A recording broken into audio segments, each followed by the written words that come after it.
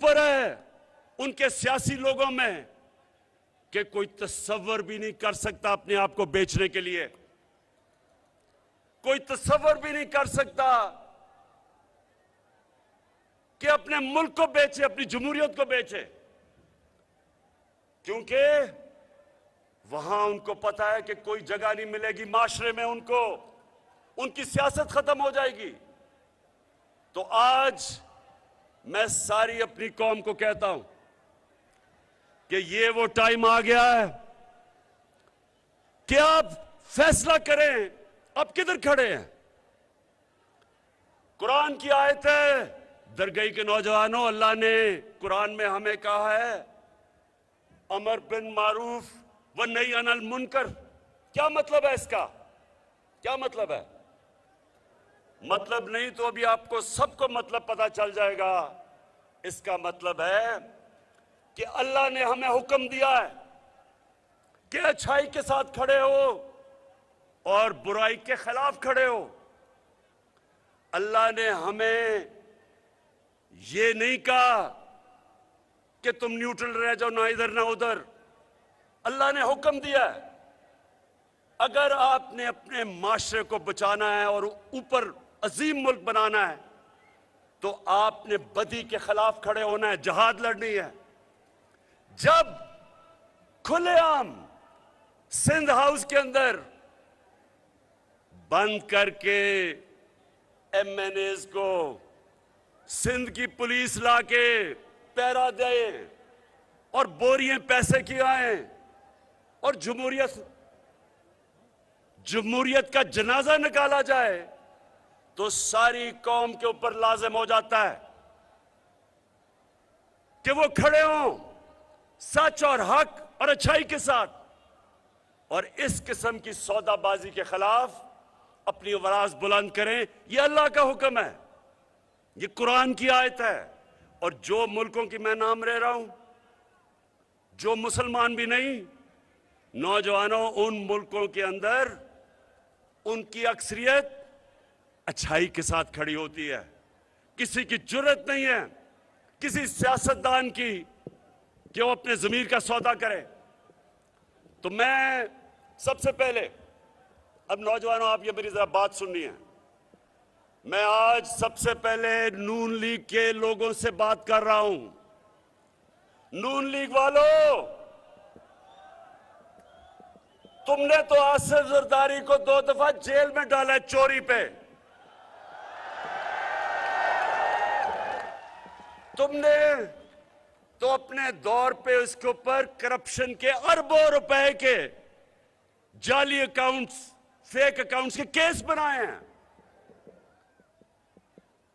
और peoples party वालों, आपने तो सारे नवाज शरीफ के ऊपर केस बनाए हुए चोरी के। हुदैबा पेपर मिल का केस तो आपने बनाया उसके ऊपर।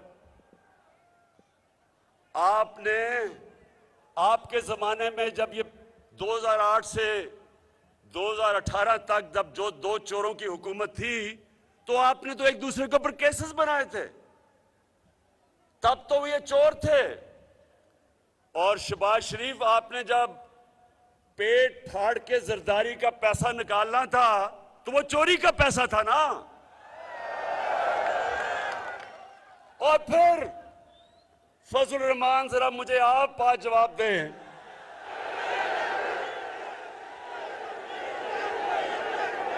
कि फजल रहमान, आपको डीजल का खिताब तो नून लीग ने दिया था। उनके एक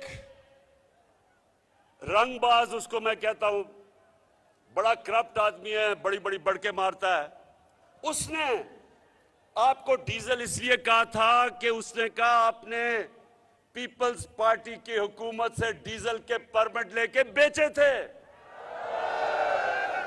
और आपके ऊपर जो ये शोहदा की जमीन पे आपने कब्जा किया, नैब का केस, वो तो नून लीग के दौर में आपका बना था।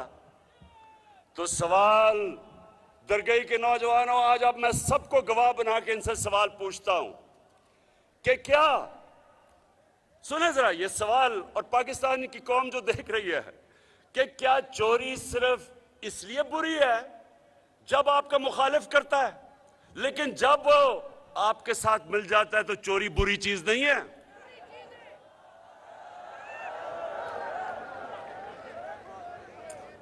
इसका मतलब अब मैं आप सबको जो अगली बात कहता हूं, इन तीनों जमातों को, ये थ्री स्टूजेस को, अभी मैं बताऊंगा थ्री स्टूजेस मैं इनको क्यों कहता हूं।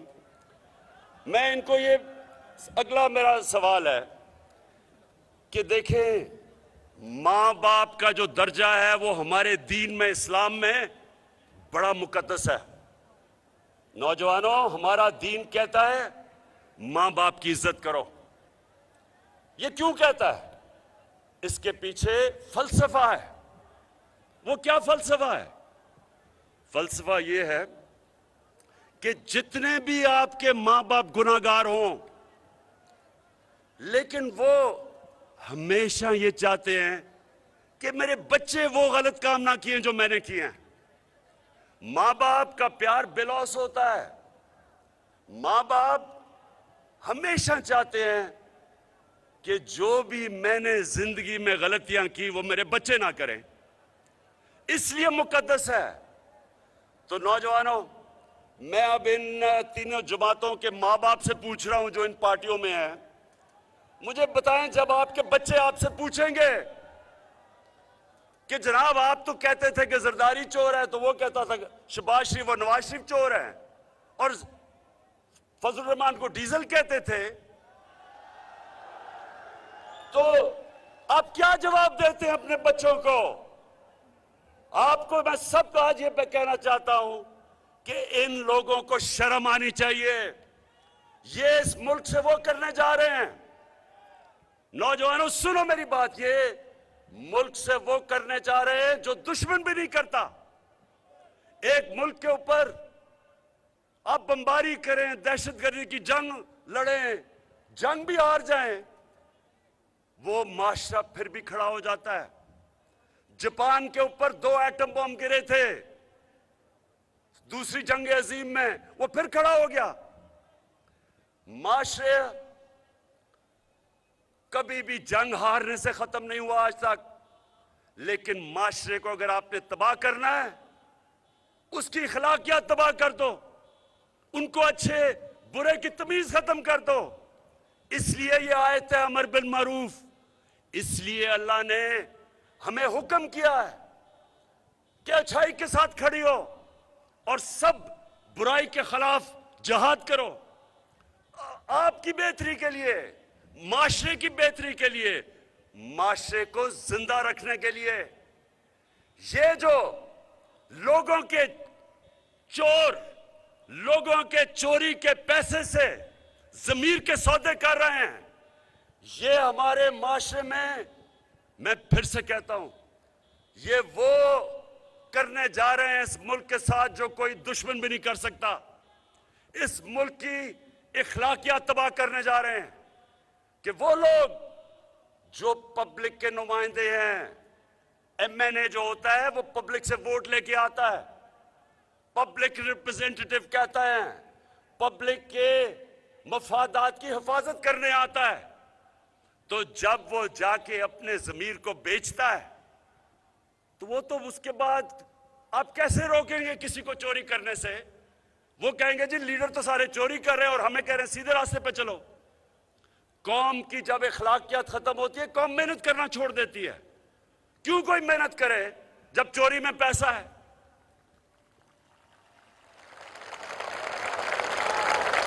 चलो चलो इमरान के साथ, चलो चलो इमरान के साथ, चलो चलो।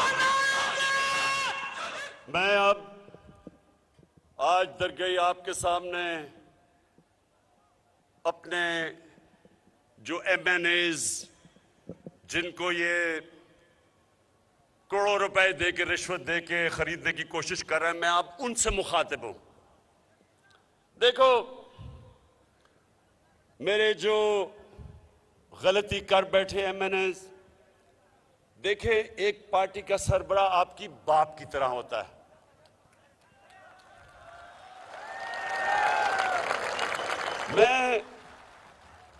मैं आपकी भलाई के लिए अब बातें कर रहा हूं। मेरी बड़ी गौर से बात सुनो। देखें, ये वो दिन चले गए छांगा मांगा के, जब इन्होंने भेड़ बकरियों की तरह एमपीज नून लीग ने छांगा मांगा रेस्ट हाउस में और पीपल्स पार्टी ने मरी। वो दिन चले गए हैं।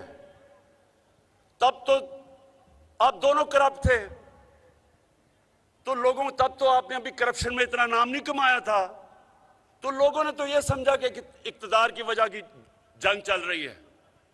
ये पाकिस्तान वो पाकिस्तान है जिसमें लोगों में शऊर आ चुका है। सोशल मीडिया का जमाना, मैं फिर से बता रहा हूं, आपके बच्चे बच्चे को आपके नाम पता चल गए हैं।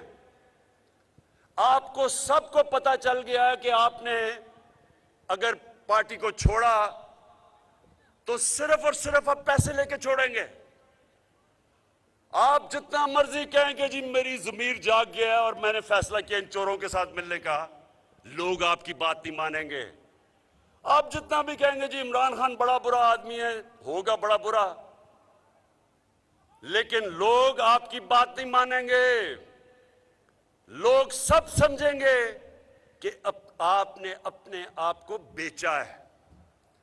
दरगाही के लोगों, नौजवानों, आप मुझे यह बताएं, हाथ खड़ा करके, अभी नहीं मैं बताऊंगा। आप मुझे यह बताएं कि क्या आप ये सब समझते हैं कि इन्होंने, अगर हमारा कोई भी आदमी इनके लिए वोट डालेगा, ये सिर्फ और सिर्फ इनसे पैसे लेके अपना जमीर बेच के वोट डालेगा? अगर आप समझते हैं तो हाथ खड़ा कर दें। ये जरा एक मिनट फिर से हाथ, जरा कैमरा दिखाना कि ये लोग, ये सारा पाकिस्तान यही समझेगा। सारे पाकिस्तान में मेरे एमएनएज, मेरी सुन लें मेरी बात आज, सारे पाकिस्तान ये समझता है, आप जो मर्जी उनको कह लें, सारा पाकिस्तान ये समझेगा कि आपने अपना ज़मीर बेचा है। और ये जो सोशल मीडिया है, हमेशा के लिए आपके नाम के साथ लग जाएगा कि आप ज़मीर फरोश हैं। आपके लिए शादियों में जाना मुश्किल हो जाएगा।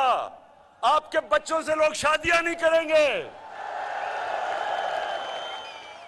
स्कूल के अंदर आपके बच्चों से बुरा भला का मजाक करेंगे, बुरा भला कहेंगे। आप हमेशा के लिए आप अपना मुस्तकबिल ये पैसे लेके तबाह कर देंगे। आपकी जिंदगी में जिल्लत होगी। लोग बाशऊर हैं। आप, ये छांगा मांगा के दिन चले गए हैं।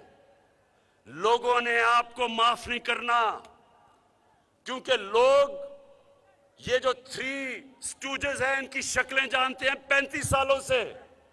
ये 35 सालों से चोरी कर रहे हैं। इन तीनों के ऊपर नैब के अंदर अरबों रुपए के करप्शन के केसेस हैं। आप जो मर्जी कर दे, उल्टा लटक जाए, लोगों ने कहना है कि ये अपने जमीर बेच के गए हैं वहां। क्यों? मुझे बताएं कि आप क्या समझते हैं। आप बताएं, हाथ खड़े करके बताएं कि आप क्या समझते हैं। सारी कौम आज ये समझती है, सारी कौम के ऊपर से पर्दा उठ चुका है। किसी को आप पागल नहीं बना सकते। तो इसलिए मेरे जो एमएनएज गलती कर बैठे हैं, आज मैं आपको पैगाम दे रहा हूं कि मैं आपको माफ कर दूंगा, वापस आ जाए। साफ चली शफाफ चली, तहरीके इंसाफ चली, एक दूजे का थामो। हम सबसे गलतियां हो जाती हैं। अल्लाह रहमान और रहीम है, माफ करने वाला है। मैं क्या चाहिए? मैं तो जिस तरह का बाप की तरह हूं। बाप अपने बच्चों की गलतियां माफ कर देता है। लेकिन फिर से आखिरी में बात कहूंगा, खुदा के वास्ते, अपने बच्चों के मुस्तकबिल के वास्ते ये गलती ना करना, ये गलती ना करना। मुझे लोगों ने कहा कि इमरान खान, ये सुना है, मुझे लोगों ने कहा, उन्होंने ये कहा कि देखें वो तो उनके पास सिंध की हुकूमत है, वो तो सिंध की हुकूमत का पैसा इस्तेमाल कर रहे हैं, तो आपके पास तो पंजाब, पख्तूनख्वा, आजाद कश्मीर और गिलगित बल्तिस्तान है, आपके पास तो बहुत ज्यादा पैसा है, आप इनको खरीद के वापस ले आए। मैंने अपने लोगों को कहा जिन्होंने मुझे ये तजवीज दी, मैंने कहा सबसे पहले मैं अल्लाह को जवाब दूं, मुझे अपनी आखिरत की फिक्र है। अवाम का पैसा चोरी करके, यानी अवाम का पैसा जो होता है ना, गवर्नमेंट का पैसा होता है, आपका पैसा, ये ऐसे ही है कि मैं पख्तूनख्वा के लोगों का पैसा इस्तेमाल करके और अपनी गवर्नमेंट बचाऊं। अगर मैंने लोगों का पैसा चोरी करके अपनी गवर्नमेंट बचानी है, इससे बेहतर है कि मेरी गवर्नमेंट चली जाए।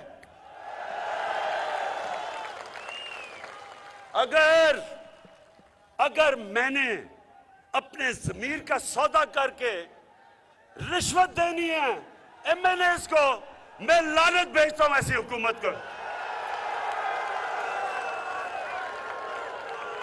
और ये दरगई, जरा ये सुने,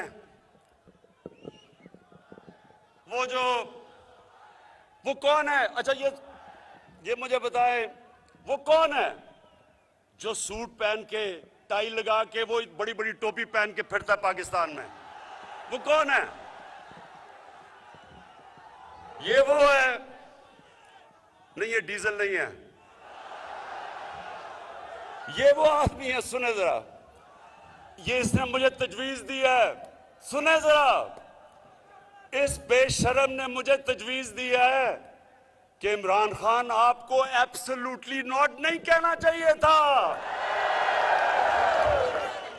इसके बेटे ने भी ये तजवीज दी है।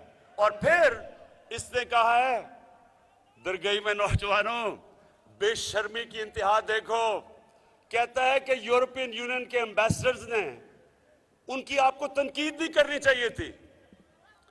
जरा शहबाज शरीफ और आपके बेटे और वो जो उधर बैठा हुआ है डरपोक, झूठा मुजरिम, डरपोक और झूठा, और अरबों रुपए की प्रॉपर्टीज में बाहर बैठा हुआ है, जरा सुन लो मेरी बात। मुझे यह बताओ कि मैंने एब्सोल्युटली नॉट किस बात पे किया था? उन्होंने मेरे से पूछा था कि क्या पाकिस्तान अमेरिका को बेस देगा अफगानिस्तान के अंदर, अगर इंतशार हो तो यहां से बेस इस्तेमाल करे अफगानिस्तान के खिलाफ? ये उसने मेरे से पूछा था। मैं आप सबको, नौजवानों, मैं आपको बताना चाहता हूं, मैं जब 25 साल पहले पॉलिटिक्स में आया था तो मेरी पार्टी का नस्बुलैन था, इय्याक नअबुदु व इय्याक नस्तईन, अल्लाह तेरी इबादत करता हूं, तेरे से मदद मांगता हूं। मैंने जब से पहले दिन से मैंने क्या कहा था कि ना मैं कभी किसी के सामने झुकाऊं, ना अपनी कौम को किसी के सामने झुकने दूंगा। जो हमने अमेरिका की जंग में शिरकत की, जो नौजवानों पाकिस्तान ने अमेरिका की जंग में शिरकत की, 80,000 हमारे लोगों की जानें गई, हमारा कबायली इलाका तबाह हो गया, 35 लाख लोगों ने नकल मकानी की वहां से जब हमने उनकी जंग में शिरकत की। $100 अरब से ज्यादा मुल्क को नुकसान हुआ। तो मैं छोटे मियां शोबाज आपसे मैं सवाल पूछता हूं कि क्या मिला उससे हमें? जो आपका ये कहने का मतलब कि फिर से हम उनकी जंग में शामिल हो जाएं, मैं वाजे करता हूं, मैंने अमेरिका को बार बार कहा, अमन में हम आपके साथ हैं, जंग में आपके साथ नहीं है। तो मुझे जो जो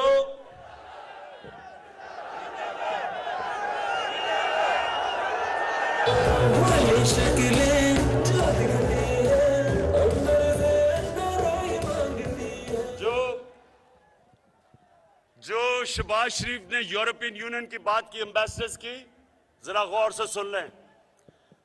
यूरोपियन यूनियन के एम्बेसडर्स ने प्रोटोकॉल तोड़ते हुए किसी एम्बेसडर को यह हक नहीं पहुंचता कि मुल्क की फॉरेन पॉलिसी पे पब्लिक में बात करे, किसी को नहीं पहुंचता। उन एम्बेसडर्स ने प्रोटोकॉल के खिलाफ पाकिस्तान को कहा कि आप रूस के खिलाफ बयान दें। मैंने उनसे सही पूछा कि क्या आप हिंदुस्तान को यह कहेंगे? इनकी जान जाती है हिंदुस्तान को कहते हुए, और हमको इनके गुलाम है कि हमें कहें जनाब आप उनके खिलाफ स्टेटमेंट दें।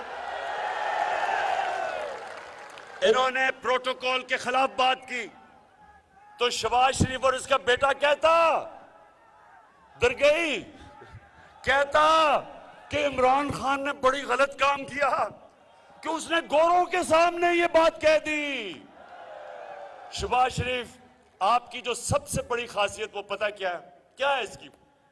ये बूट पॉलिश बड़े अच्छी तरह करता है। ये जब भी कोई बूट देखता है पॉलिश करने शुरू कर देता है, और ये जब कोई गोरा देखता है सूट पहन के अंग्रेजी बोलता हुआ, फटाफट उसके भी जूते पॉलिश करने शुरू कर देता है। तो शहबाज शरीफ, मैं एक आजाद इंसान हूं। मैंने जब ला इलाहा इल्लल्लाह मोहम्मद रसूलुल्लाह पढ़ा था तो मैंने दावा किया था कि अल्लाह तेरे सिवा कोई खुदा के सामने कोई खुदा नहीं है, किसी के सामने नहीं झुकूंगा। इसका यह मतलब नहीं कि हम किसी से जंग लड़ रहे हैं, हम एक आजाद मुल्क चाहते हैं। मेरे मुल्क की फॉरेन पॉलिसी मेरे लोगों की बेहतरी में हो। साथ वाला हमारा मुल्क है हिंदुस्तान। मैं आज हिंदुस्तान को दाद देता हूं। इन्होंने हमेशा आजाद फॉरेन पॉलिसी रखी। आज हिंदुस्तान उनके साथ मिला हुआ है, उनका अलायंस है। क्वाड के अंदर अमेरिका का अलायंस की हुई है, और अपने आप को वो कहता है मैं न्यूट्रल हूं। रूस से तेल मंगवा रहा है जबकि सैंक्शंस लगी हुई हैं, क्योंकि हिंदुस्तान की पॉलिसी अपने लोगों की बेहतरी के लिए है। इन दोनों के दौर में, इन डाकुओं जब 10 साल ये इक्तदार में थे तो इनकी पॉलिसी हमारे लिए नहीं थी। 400 ड्रोन अटैक हुए पाकिस्तान पे, हमारे औरतें बच्चे मारे गए, हमारे बेकसूर लोग मारे गए। एक दफा इन्होंने मजम्मत नहीं की, मुनाफिकत की। अमेरिकनों को कहा कि आप ड्रोन मारी जाओ, और हुकूमत से एक स्टेटमेंट आया हम मजम्मत करते हैं। मुनाफिक, पैसे की पूजा करने वाले, इनके पैसे पड़े हुए हैं मुल्क से बाहर। इनकी बड़ी बड़ी अरबों रुपए की जायदादें पड़ी हुई हैं मुल्क से बाहर। ये कभी अपनी कौम के लिए नहीं खड़े होंगे, क्योंकि ये पैसे की बुत की पूजा करने वाले लोग हैं। इसलिए कभी पाकिस्तान इनके नीचे आजाद नहीं होगा। इसलिए ये यूरोपियन यूनियन, जबकि उन्होंने प्रोटोकॉल के खिलाफ किया, फिर भी उनकी हिमायत कर रहे हैं। जब पाकिस्तान ने 80,000 लोगों की कुर्बानी दी, फिर भी कह रहे हैं कि एब्सोल्युटली नॉट गलत था। तो मैं अपने पाकिस्तानियों, मैं अब आपको सिर्फ बताना चाहता हूं कि इस मुल्क ने आगे कैसे बढ़ना है। इस मुल्क ने आगे कभी भी दूसरी सुपर पावर्स के सामने झुक के अपनी गैरत खत्म करके गुलाम बन के ये आगे नहीं बढ़ेगा। ये आगे तब बढ़ेगा जब हम अपने पांव पे खड़े होंगे। और मैं आज आपको बताना चाहता हूं कि ये 3.5 साल में जो हमने किया है, सिर्फ और सिर्फ कोशिश हुई है कि पाकिस्तान अपने पैर पे खड़ा हो। और मैं आपको बताऊंगा क्या क्या किया। लेकिन सबसे पहले, लोग कहते हैं जी आपने क्या किया 3.5 साल में। आज दरगई के नौजवानों और बुजुर्गों, ये गवाही देना जो मैं आपको बताने लगा हूं कि कभी पाकिस्तान की तारीख में 3.5 साल में किसी हुकूमत ने वो काम नहीं किए जो हमने किए हैं। मैं चैलेंज करता हूं आज, और मैं अभी आपको गिनाता हूं कि हमने किया क्या। लेकिन सबसे पहले मैं अल्लाह का खास शुक्रगुजार हूं कि उसने मेरे नबी सल्लल्लाहु अलैहि वसल्लम के सामने और मेरे अल्लाह के सामने मुझे सुरखरू किया, क्योंकि मैं 3 साल से जद्दोजहद कर रहा था कि मेरे नबी सल्लल्लाहु अलैहि वसल्लम की जो बेहुर्मी होती थी, बेहुर्मती, उनकी शान में जो गुस्ताखी होती थी, उनके ऊपर जो कार्टून बनाए जाते थे, जो खाके बनाए जाते थे, पाकिस्तान में हम तोड़ फोड़ अपनी करते थे, पुलिस उनको नुकसान पहुंचाते थे, बेचारे कई पुलिस वाले शहीद हुए, कई जख्मी हुए, लेकिन कोई फर्क नहीं पड़ता था। मैं बार बार इनको कहता गया कि मैं आपकी ये जंग लड़ूंगा और इंशाल्लाह जीत के दिखाऊंगा।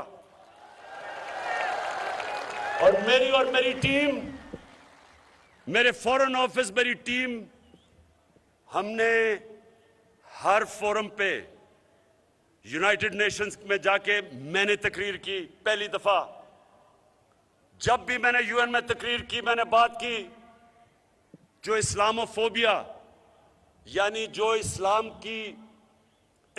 के खिलाफ जो नफरतें हैं, और वो जाहिर कैसे होती हैं, हमारे नबी सल्लल्लाहु अलैहि वसल्लम की शान में गुस्ताखी करते थे, फिर इस्लाम और दहशतगर्दी को एक ही कर देते थे।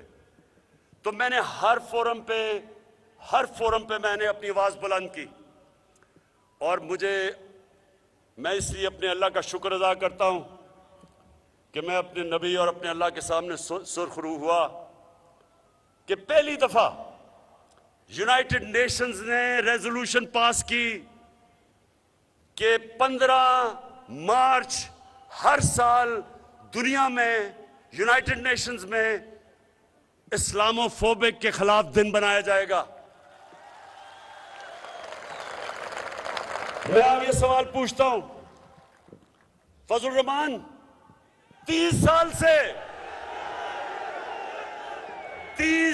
से आप दीन के नाम सियासत कर रहे हैं।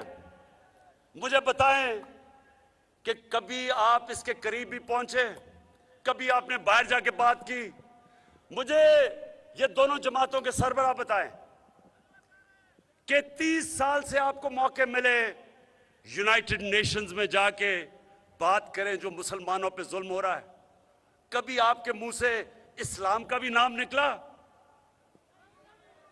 नहीं निकलना था, क्योंकि आपको खौफ है कि वो आपको कोई इंतहा पसंद ना बना दें। ये कभी वो लोग जो कि अपने पैसे की, बाहर रखे हुए पैसे, उनकी फिक्र करते हैं, कभी नहीं कर सकते थे। तो मुझे सबसे पहले तो इसका है कि मैं अल्लाह का शुक्र अदा करता हूं कि हमारी तारीख में पहली दफा यूनाइटेड नेशंस के अंदर हमने केस लड़ा, सिर्फ पाकिस्तान का नहीं, 55 से ज्यादा मुसलमानों का, तकरीबन 1.5 अरब दुनिया में मुसलमान हैं, हम पाकिस्तानियों ने केस लड़ा और हमने मुसलमानों का केस जीता। दूसरी चीज, कोरोना सारी दुनिया में आया, सबसे बड़ा, एक सदी में सबसे बड़ा दुनिया का बुरान था। मेरे पाकिस्तानियों, आज दुनिया मानती है कि जिस तरह पाकिस्तान ने अपने लोगों को और अपनी माइशत को, जिस तरह हमने कोरोना से बचाया, दुनिया अब हमारी मिसाल देती है। दुनिया में 3 मुल्कों में सबसे बेहतर हमारी पॉलिसीज थी। अब मैं सिर्फ आपको बताना चाहता हूं कि पाकिस्तान अपने पैर पे कैसे खड़ा हो रहा है। पाकिस्तान तब अपने पैर पे खड़ा होगा जब हमारी आमदनी बढ़ेगी, हम अपने खर्चों को खुद अपनी आमदनी से पूरा कर सकेंगे, हमें कर्जे मांगने की जरूरत नहीं पड़ेगी। तो उस रास्ते पे 3.5 साल में आपका मुल्क निकल चुका है। किसी ने वो नहीं किया 3.5 साल में, और मैं आज अपने जितने मेरे मीडिया के लोग हैं, मैं आज अपने मीडिया के लोगों से भी पहले ये बताने से पहले बात करना चाहता हूं कि देखिए, मीडिया का बहुत बड़ा रोल होता है जमहूरियत में।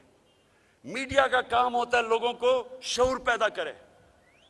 अमर बिल मारूफ सबसे ज्यादा जरूरत और जिम्मेदारी मीडिया की होती है कि अच्छाई के साथ खड़े हों और बुराई के खिलाफ अपनी आवाज बुलंद करें। मुझे अफसोस से कहना पड़ता है कि मीडिया में कई मीडिया हाउसेस के ऊपर पैसा चल रहा है और कईयों के ऊपर बाहर से पैसा चल रहा है। और मैं आप पाकिस्तानी अवाम पे छोड़ दूंगा कि खुद जब आप ये मीडिया को देखेंगे तो ये वो डाकुओं के साथ खड़े हुए हैं जो जमहूरियत का जनाजा निकाल रहे हैं। क्या ये है कोई बाहर की कुव्वत अगर गिराना चाहे पाकिस्तान में तो कितना आसान है, 20 लोगों के जमीन खरीद ले, गवर्नमेंट गिर गई। तो ये मीडिया में आपसे सवाल पूछता हूं कि वो जो लोग इनके साथ खड़े हैं, इन चोरों के साथ, आप ये समझ जाएं कि कौम आपको देख रही है। ये जो वक्त आया है जिधर दो तरफ खड़ी हो गई है कौम, मीडिया का भी वो फैसला कर रही है कि कौन सा मीडिया बिकाऊ है और कौन सा अपने मुल्क और अपने लोगों के साथ खड़ा है। तो मैं आज मीडिया को कहता हूं, नौजवानों, कभी कोई मुल्क तरक्की नहीं कर सकता जब तक उसकी एक्सपोर्ट्स ना बढ़े। जब तक आप दुनिया को ज्यादा माल बेचेंगे नहीं तो डॉलर कैसे आएंगे। तो सबसे पहले चैलेंज मैं करता हूं, जो पाकिस्तान की एक्सपोर्ट्स हमारे जमाने में बढ़ी हैं, इसका कोई इससे पहले मिसाल नहीं। सारे हमने एक्सपोर्ट्स के रिकॉर्ड तोड़ दिए हैं, तारीखी एक्सपोर्ट्स किए हैं पाकिस्तान में। आपके पास मोबाइल फोन होगा, उसमें गूगल करके देख लें पाकिस्तान की एक्सपोर्ट्स, जो मैं कह रहा हूं वो सच निकलेगा। टैक्सेस होंगे तो आपके ऊपर पैसा खर्च करेंगे। पाकिस्तान की तारीख में सबसे ज्यादा टैक्स हमने इकट्ठा किया है, 6000 अरब रुपया। कभी इससे पहले किसी ने इतना टैक्स इकट्ठा नहीं किया। तो यानी कि दौलत में इजाफा हो रहा है। फिर बाहर से जो डॉलर्स हमें बेचते हैं हमारे बैरून मुल्क पाकिस्तानी, इस मुल्क की तारीख में कभी इतना ज्यादा पैसा डॉलर्स बाहर से पाकिस्तान में नहीं आए जो अब आए हैं। Remittance record. फिर सुनते जाएं, ज़राई इस्लाहत हमने की। आज 5 बड़ी जो फसलें हैं पाकिस्तान ने सारे रिकॉर्ड तोड़ दिए। गंदम सबसे ज्यादा रिकॉर्ड, चावल रिकॉर्ड, गन्ना रिकॉर्ड, मकई रिकॉर्ड, आलू रिकॉर्ड, सबसे ज्यादा हमने फसलें किए। ये भी अपने मोबाइल पे चेक कर लें। फिर जो नौजवानों आपका मुस्तकबिल है आईटी में, इंफॉर्मेशन टेक्नोलॉजी में, आज पाकिस्तान में सबसे ज्यादा हमने अपनी आईटी की एक्सपोर्ट्स 75% बढ़वाई है 2 सालों में। और इंशाल्लाह जो टेक्नोलॉजी जोन्स बनाई हैं, ये मुल्क सबसे आगे निकल जाएगा क्योंकि हमारे पास नौजवान आबादी है। फिर कंस्ट्रक्शन, पाकिस्तान की तारीख में जो हमने कंस्ट्रक्शन में पैसा दिया है, जो उनकी मदद की है, जो सब्सिडी दी है, जो इंसेंटिव, वो कभी पहले नहीं था। उसकी वजह से 1500 अरब रुपए का कंस्ट्रक्शन के अंदर पैसा आया। उसकी वजह से 30 फैक्ट्रियां चलनी शुरू हुई। हमने कंस्ट्रक्शन के साथ साथ बैंकों के साथ मिलकर पहली दफा पाकिस्तान की तारीख में वो लोग जो तनख्वाहदार थे, जो कभी अपना घर नहीं बना सकते थे, पहली दफा पाकिस्तान के बैंक का पैसे दे रहे हैं आम लोगों को, विल्डर को, किसान को, मजदूर को, तनख्वाहदार तबके को, क्योंकि हुकूमत सब्सिडी दे रही है 30 अरब की। 50 अरब रुपए के अब तक कर्जे दे चुके हैं आम लोगों के लिए। फिर देखें, पाकिस्तान की तारीख में पहली दफा इस्लामाबाद के बाद नया शहर बन रहा है, रावी सिटी। इससे इससे हमारा एक तो लाहौर बचेगा, दरिया रावी बचेगा, लाहौर में पानी ऊपर आएगा क्योंकि ब्राजेस बनेंगे, सीवरेज ट्रीटमेंट प्लांट बनाएंगे, एक नया मॉडर्न शहर बना रहे हैं लाहौर को बचाने के लिए। ये कभी किसी ने पहले नहीं किया। सेंट्रल बिजनेस डिस्ट्रिक्ट एक लाहौर में हमने शुरू किया है। वॉल्टन एयरपोर्ट जो बिल्कुल जिसको कहते हैं डेड कैपिटल था, आज वहां एक पूरा एक नया बिजनेस डिस्ट्रिक्ट बन रही है दुबई की तर्ज पे, जिससे नौकरियां बनेंगी और लाहौर मॉडर्न लाहौर बनने जा रहा है। नाला लई प्रोजेक्ट पिंडी को आगे बढ़ाने के लिए, मॉडर्न सिटी बनाने के लिए अगले 2 हफ्ते में नाला लई प्रोजेक्ट अनाउंस करूंगा। उसके बाद नौजवानों ये सुनते जाएं, इंडस्ट्री, मुल्क की दौलत तब बढ़ती है जब इंडस्ट्री बढ़ती है। पहली दफा पाकिस्तान में इंडस्ट्रियल प्रोडक्शन बढ़नी शुरू हुई है। अभी लार्ज स्केल मैन्युफैक्चरिंग इंडस्ट्री में नजर आया है कि हर मुश्किलों के बावजूद पाकिस्तान की इंडस्ट्री तेजी से बढ़ रही है, जिसका मतलब टैक्स बढ़ेंगे, जिसका मतलब नौकरियां आएंगी, जिसका मतलब मुल्क की दौलत में इजाफा होगा। तो ये इसके साथ साथ मैं जो आपको एक सबसे जबरदस्त आज खबर देना चाहता हूं, ये जरा सुने आप। खबर यह है कि 11 सालों से पाकिस्तान के ऊपर एक जुर्माना हुआ था। रेकोडिक एक ऐसी चीज थी कि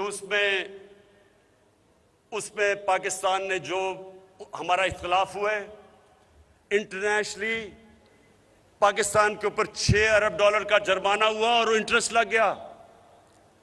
अगर हम आज में आने से पहले साइन करके आए उनके साथ मुआहदा, अगर मैं ये ना करता तो सुन लें जरा आप, 2000 अरब रुपए का इस मुल्क को हर्जाना देना पड़ना था। 2000 अरब। सोचे पख्तूनख्वा का जो सारा डेवलपमेंट एक्सपेंडिचर कितना है महमूद खान? 200 अरब सारा आपका साल का डेवलपमेंट एक्सपेंडिचर है। 2000 अरब का पाकिस्तान के ऊपर हर्जाना था, हमारा दिवालिया निकल जाना था। 3 साल हमने उनसे बातचीत की और मुझे बड़े फख्र से कहना पड़ता है, आपको अच्छी खबर दे रहा हूं कि आज हमने मुआहदा किया। इससे क्या होगा? पहले तो 2000 अरब रुपए की तलवार चली गई। दूसरा, वो अब आके पाकिस्तान में 9 अरब डॉलर की इन्वेस्टमेंट करने आ रहे हैं, जो इस मुल्क की तारीख की सबसे बड़ी इन्वेस्टमेंट है।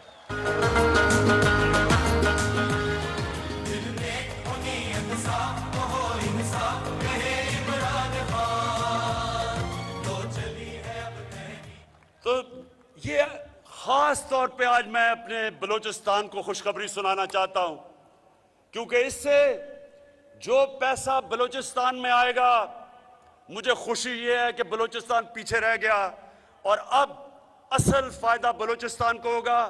पाकिस्तान को ये फायदा होगा कि हमें डॉलर्स आएंगे और जो हमें हमेशा IMF के पास जाना पड़ता है क्योंकि डॉलर्स कम हो जाते हैं, इंशाल्लाह अपने पैर पे खड़े होने के लिए ये बहुत बड़ा कदम आज लिया गया है। उसके बाद इनकी करप्शन की वजह से एक रेंटल पावर का 200 अरब रुपए का हमारे ऊपर हर्जाना हो गया था। अदालत ने फैसला कर दिया था कि पाकिस्तान 200 अरब रुपया दे। मैंने तुर्की के सदर अर्दोगान से बात की। वो तुर्की की कंपनी थी। सदर अर्दोगान से बात की और हमने बैठ के 200 अरब रुपए का जो अदालत ने हमारे ऊपर फैसला कर दिया था, 200 अरब रुपए माफ करवाए, मुल्क को बचाए। फिर सुने मेरे नौजवानों, सुनते जाएं आप। लोग कहते हैं जी क्या कुछ नहीं इन्होंने, मैं तो भी थोड़ी सी आपको चीजें कर रहा हूं क्योंकि आप बड़ी देर के खड़े हुए हैं। 2 हमने कॉन्ट्रैक्ट रीनेगोशिएट किए, एक IPPs के साथ और दूसरा कतर के साथ। 10 सालों में हमने अपने मुल्क का 700 अरब रुपया बचाया है। 70 अरब रुपया हर साल का। ये सोचे कि वो अब आपके ऊपर लगेगा बजाय कि वो इन कॉन्ट्रैक्ट्स में जाता। और मैं आज आपके सामने ये मुराद सईद बैठा है।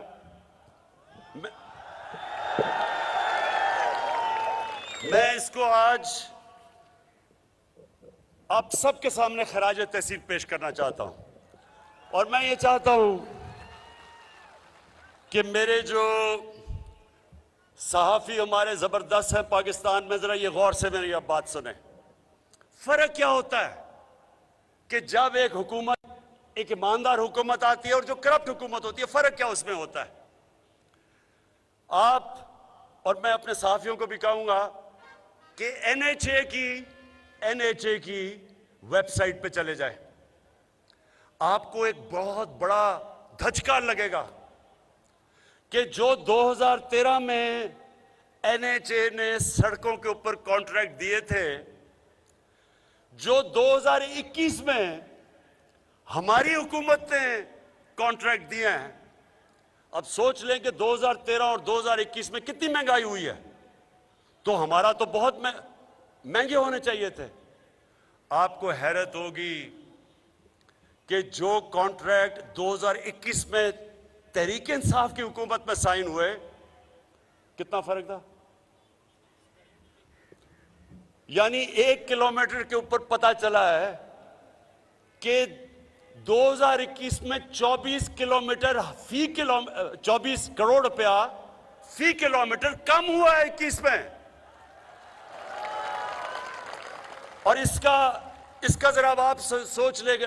देखें नौजवानों, मैंने 25 साल पहले करप्शन के खिलाफ जंग शुरू की थी। वो क्यों की थी? अब ये समझ लें, सिर्फ एनएचए के अंदर इन्होंने, हमने कैलकुलेट किया है और कोई भी चेक करना चाहता तो रेट्स लगी हुई हैं एनएचए की वेबसाइट पे, चेक कर ले। इन्होंने सिर्फ 2013 से लेकर 2018 तक सिर्फ सड़कों के ऊपर 1000 अरब रुपया चोरी किया है। 1000 अरब रुपया जो इन्होंने 2013 में सड़कों के रेट दिए थे, वो 2021 में महंगाई के बावजूद हमने कम रेट्स दिए हैं। उसमें अगर फर्क निकालें, 1000 अरब रुपए का फर्क है। यह होता है जब एक ईमानदार हुकूमत आती है, अवाम के पैसे बचाती है, अवाम के लिए काम करती है। और उसकी वजह से जितनी इन्होंने 3.5 साल में सड़कें बनाई थी, उससे दुगनी सड़कें हमने बनाई हैं, क्योंकि हमने सस्ती सड़कें बनाई हैं। पैसा हमारे पास बच गया, अवाम का पैसा था, अवाम पे लगा है। और फिर अब बिजली, एक मिनट जरा ये गौर से सुने। सारी दुनिया में तेल की कीमत ऊपर चली गई, पेट्रोल और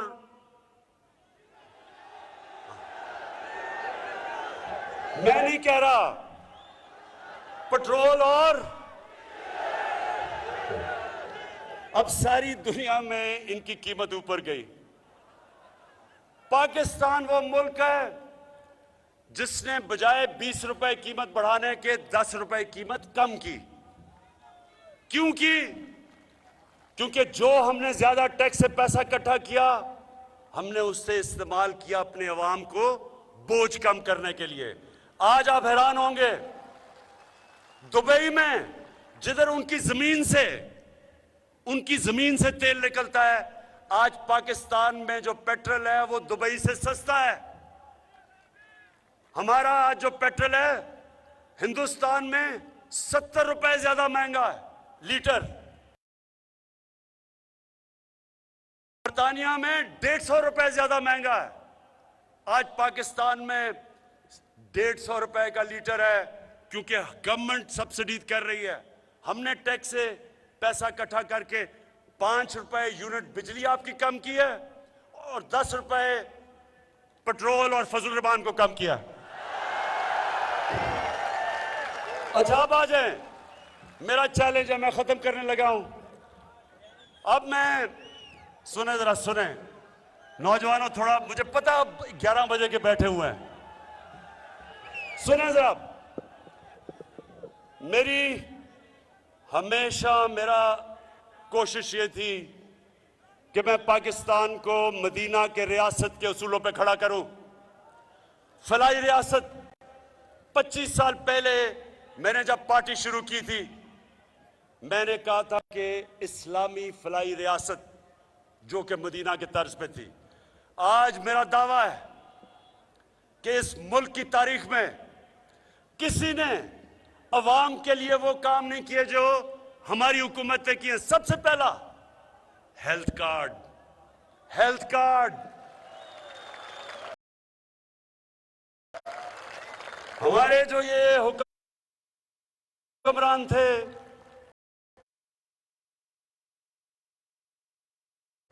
ये जब मुंह उठाएं तो चले जाते थे बाहर, चेकअप करवाने के लिए तो बाहर, इलाज बाहर, सारा टब्बर बाहर। हमने आज वो काम किया है जो इन लोगों को कभी पता ही नहीं चल सकता। तो इन्हें तो पता ही नहीं कि पाकिस्तान में अस्पतालों का क्या हाल है।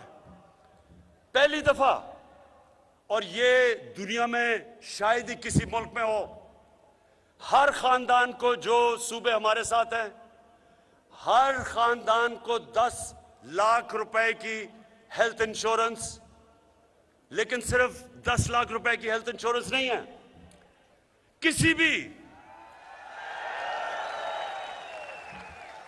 भी नौजवानों किसी भी अस्पताल में जाके अपना इलाज करवा सकते हैं।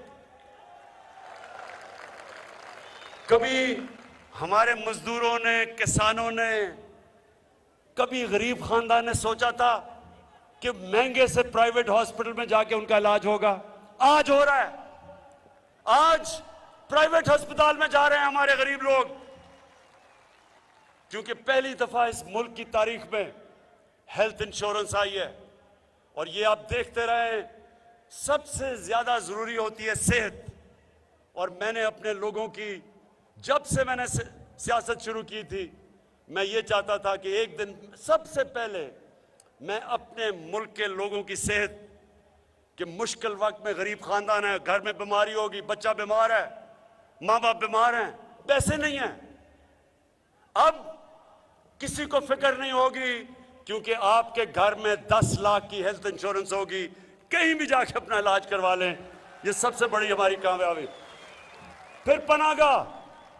अब सुने, पनाहगाह, लोग बेचारे मजदूर यहां से जाते थे, बाहर से, देहातों से जाते थे दिहाड़ी करने शहरों में, तो सड़कों के ऊपर सोते थे रात को। सर्दियां हैं, ठंड के अंदर बेचारे सड़कों पर लेटे होते थे कि जी वो किराया अगर देंगे तो पैसे नहीं बचेंगे घर में अपनी बीवी बच्चों को भेजने के लिए मजदूरी के। कभी किसी ने नहीं सोचा कि इनके लिए कोई पनाहगाह बनाए, जाके रात मुफ्त ठहर सके, नहा धो सके, खाना मिले, ताकि जो भी पैसा कमाए वो अपने बीवी बच्चों को भेजे। इंशाअल्लाह पनाहगाह का मैं एक पूरा नेटवर्क बना रहा हूं सारे पाकिस्तान में। जिधर भी मजदूर जाते हैं उन सारे मजदूरों के लिए हम ठहरने के लिए पनाहगाह शुरू हो गई हैं, बनाते जा रहे हैं। और इंशाअल्लाह हर जगह, ताकि मेहनतकश, सबसे ज्यादा नौजवानों, सबसे ज्यादा अल्लाह प्यार करता है मेहनतकश से, जो सारा दिन मेहनत करता है और कमा के अपने बच्चों का पेट पालता है। इनकी सबसे पहले मैंने मदद करनी है पनाहगाह सारे पाकिस्तान में बना के। फिर कामयाब पाकिस्तान। अब 20 लाख गरीब खानदानों के लिए, पहले तो 20 लाख रुपए सूद के बगैर हम कर्जा दे रहे हैं अपना घर बनाने के लिए। 20 लाख खानदानों, हर खानदान के लिए अपना घर बना सकते हैं। 5 लाख कर्जा मिलेगा, कोई अपनी दुकान खोलें, कोई कारोबार करें किसानों के लिए। हर ये 20 लाख खानदान। उधर उन्हीं लोगों के लिए टेक्निकल एजुकेशन एक फर्द को देंगे। हमारी कोशिश है कि नीचे से लोगों को उठाएं, जो सबसे दुनिया की रेस में पीछे रह गए हैं। पहली दफा इस मुल्क की तारीख में हम उन लोगों को ऊपर उठाने लगे हैं। और हमारा एहसास का प्रोग्राम है, महंगाई का दौर है, आलमी तौर पे महंगाई आई हुई है। उस महंगाई के दौर में हमारे एहसास का प्रोग्राम है कि 2 करोड़ खानदान को, इसका मतलब पाकिस्तान में 10 करोड़ लोगों को, हम हर खानदान को 30% रियायत दिलवाएंगे चीनी, घी और आटे के ऊपर, कि किसी करियाना की स्टोर में जाके 30% आपको कम मिले, ताकि महंगाई का बोझ कम हो। और मैं आखिर में अपने आने वाली नस्लों को बताना चाहता हूं कि पहली दफा है किसी ने पाकिस्तान में अपने आने वाली नस्लों का नहीं सोचा। अब पहली दफा है कि 10-50 साल के बाद 10 बड़ी बड़ी डैम्स बना रहे हैं पाकिस्तान में हम। इससे सस्ती बिजली मिलेगी, पानी के ऊपर बिजली बनेगी, सस्ती बिजली। और दूसरी चीज कि इससे हमारा जो पानी का रिजर्वोयर, पानी के रिजर्व, वो दुगने हो जाएंगे, और ज्यादा जमीन हम काश्त पे लेके आएंगे, और ज्यादा इंशाल्लाह अनाज बताएंगे। ये अपने मुस्तकबिल के लिए पहली डैम ममन डैम इंशाल्लाह 2025 में, 2027 के अंदर दासू डैम, 2028 में इंशाल्लाह बादशाह जो सबसे बड़ी डैम बन रही है। मैं आखिरी 3 चीजें,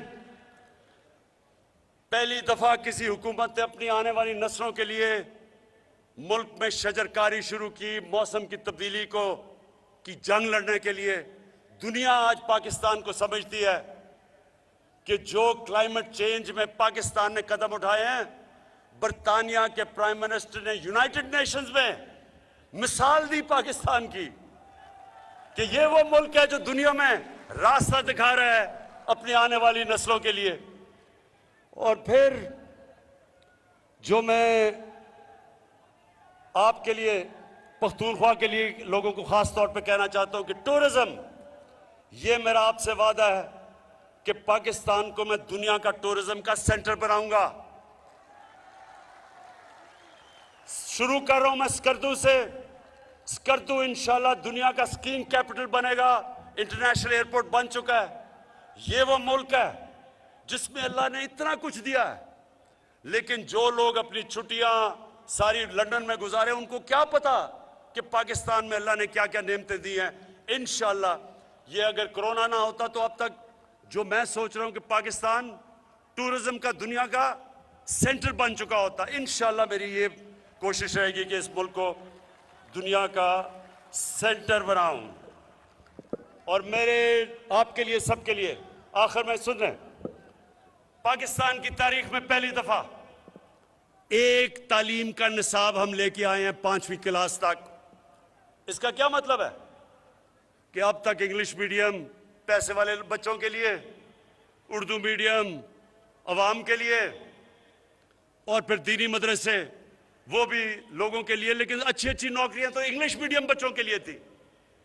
हम पहली दफा, ये जो 70 साल पहले होना चाहिए था, पहली दफा इस मुल्क की तारीख में हम एक तालीम का निसाब शुरू कर रहे हैं 5वीं क्लास तक, और फिर इंशाल्लाह इसको ऊपर तक लेके जाएंगे। और मैं अपनी आखिर में तकरीर खत्म करते हुए आपको एक बड़ी खुशखबरी देना चाहता हूं।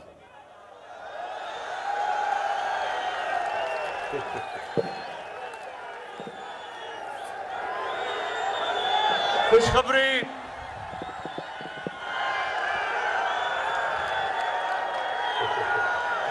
खुशखबरी क्या है? खुशखबरी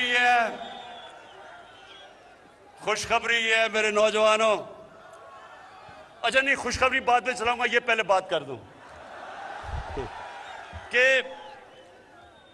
मैंने पाकिस्तान में रहमतुल लिल आलमीन अथॉरिटी बनाई है। इसका मकसद कि अपने बच्चों को नबी सल्लल्लाहु अलैहि वसल्लम की सीरत, नबी का रास्ता, नबी की जिंदगी, उससे मैं अपनी कौम के कैरेक्टर को उठाऊं, अपने लोगों को अच्छे और बुरे की तमीज सिखाऊं।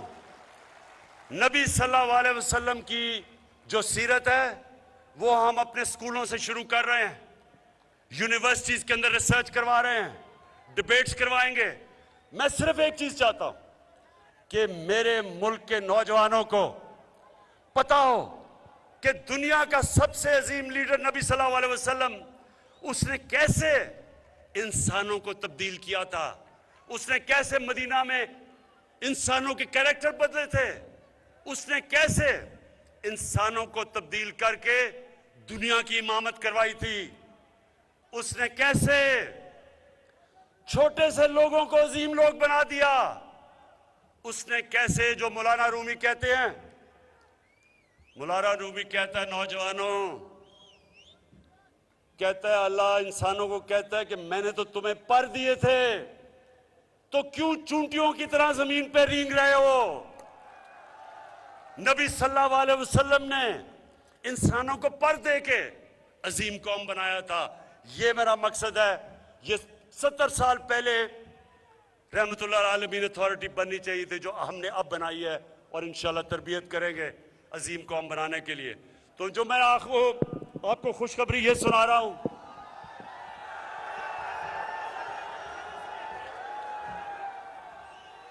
कि ये जो थ्री स्टूजेस का मतलब, स्टूज का मतलब होता गुलाम।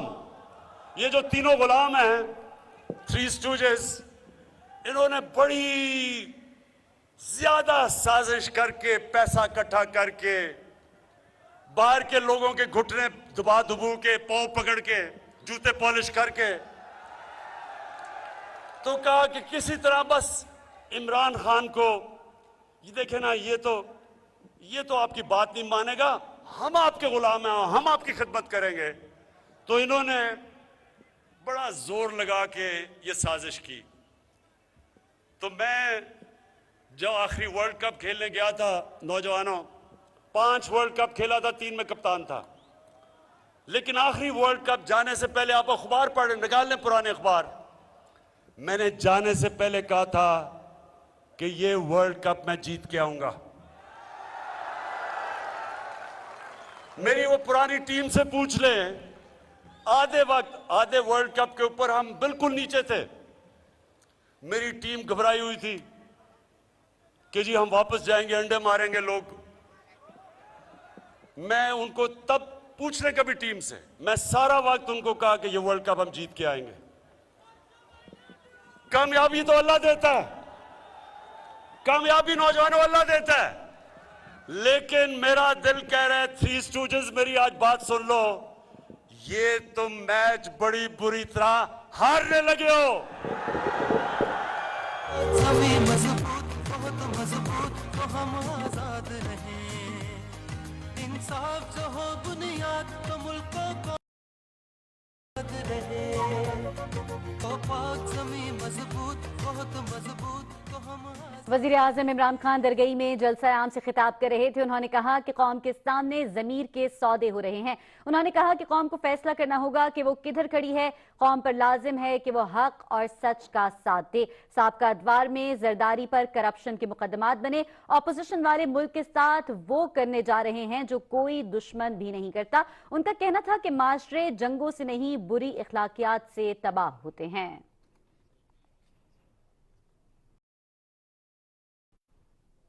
नाज़िम, ये थी पीटीवी ताज़ा तरीन।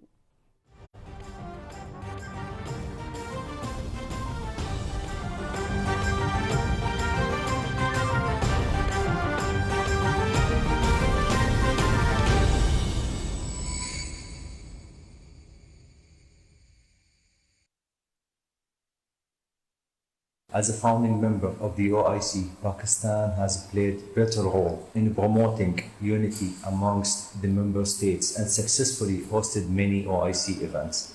I'm confident that this meeting will strengthen the capacity of the OIC in the areas of peace, preventive diplomacy and mediation, counterterrorism and combating Islamophobia, besides